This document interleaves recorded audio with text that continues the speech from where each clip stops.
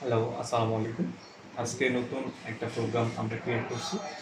সেটা হচ্ছে rotary এনকোডারের programme. তো এখানে দেখতে পাচ্ছেন, এখানে আমরা একটা রোটারি এনকোডার নিয়ে গেছি, যেটা হচ্ছে ইনক্রিমেন্টাল, এবং এটার যদি পালস রোটেশনটা দেখেন, সেটা হচ্ছে 1024 পালস পার রোটেশন। একটা রোটেশন দিলে 1024টা পালস ক্রিয়েট হবে আর কি।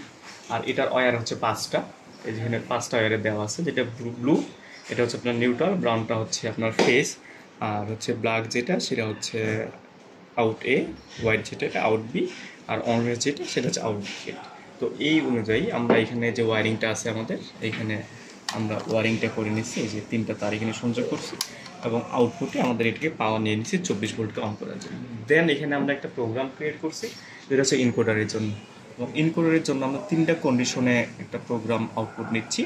যে প্রথম যেটা কন্ডিশন, এখানে আপনারা দেখতে পাচ্ছেন ডি দেওয়া আছে, আর এটা যে কি দেওয়া আছে, 2000 একটা ভ্যালু দেওয়া আছে। এটা হচ্ছে আমাদের ইনকোডার, যখন ইনকোডারের ভ্যালু 2000-এর নিচে থাকবে তখন এই লোডটা আমার অন থাকবে। ঠিক আছে, এখন এখানে দেখতে পাচ্ছেন এখানে 2000-এর নিচে থাকার কারণে এখানে এই লোডটা আমার কি অন আছে।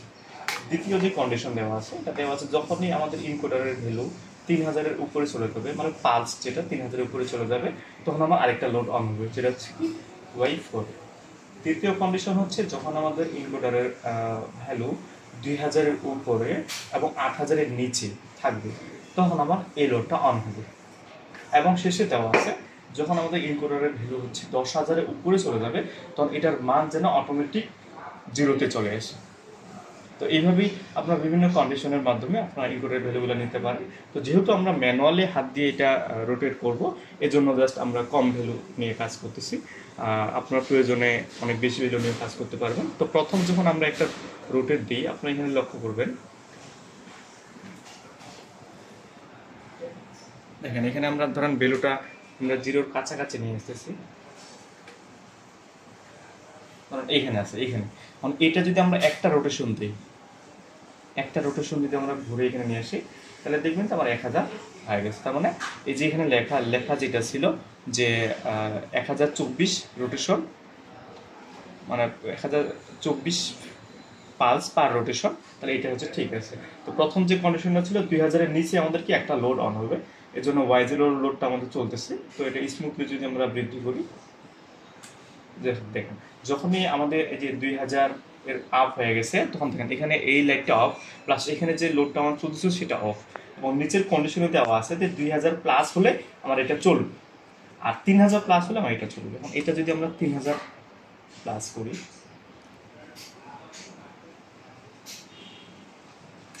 এই যে যখনই আমরা 3000 প্লাস করলাম, তখন আমার এই লোডটা চলতেছে। ঠিক আছে, আর এটা তো আমাদের 8000-এর নিচ পর্যন্ত চলবে, 8000। এখন আমরা আবার যদি এটা রোটেট করি, তাহলে ওখানে আমাদের দেখেন মানটা বাড়বে। আর এটা হচ্ছে আপ ডাউন, আমরা যদি এই পাশে দিই তাহলে আপ হবে, আবার এই পাশে যদি আমরা নিচের দিকে একটু রোটেট করি তাহলে কি ডাউন হবে। ঠিক আছে, এই যে দেখেন যখনই আমাদের ভ্যালুটা যে 7955 আছে, তখন আমাদের এই লোডটা চলতেছে। যখনই এটা আমাদের আপ করে 8000-এ চলে গেল, তখন এই লোডটা আমাদের অফ, এবং এখানে অফ, এবং এই লোডটা আমাদের চলতেছে। যখনই আমরা 10,000 আপ করব, এখানে ভ্যালুটা দেখবেন আমাদের অটোমেটিক রিসেট হয়ে চলে আসবে।